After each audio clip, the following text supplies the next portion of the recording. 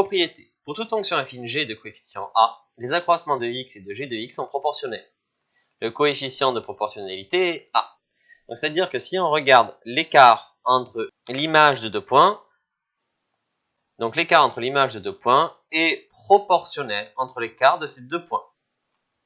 Par exemple, pour tout nombre x1 et x2 distincts, g de x2 moins g de x1 est égal à a fois x2 moins x1. Donc l'écart entre g de x2 moins g de x1 est proportionnel du coefficient a à l'écart entre x2 et x1. C'est-à-dire également que a est égal à g de x2 moins g de x1 sur x2 moins x1. Grâce à ça, on va pouvoir calculer le coefficient a. Donc par exemple, déterminer la fonction affine g telle que g de 5 est égal à 4 et g de moins 2 est égal à 25.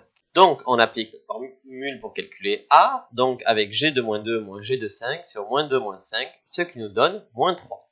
Donc on détermine le coefficient a en utilisant la propriété des accroissements.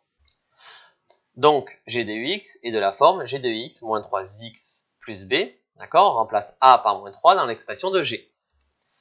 Ensuite, on va remplacer x par 5. On va calculer g de 5. Donc ça nous fait moins 3 fois 5 plus b égale à 4, puisqu'on sait que g de 5 est égal à 4. Donc, moins 15 plus b est égal à 4, d'où b égale à 19. On a résolu l'équation pour déterminer b. On obtient a égale moins 3 et b égale à 19. G est donc la fonction g de x égale à moins 3x plus 19.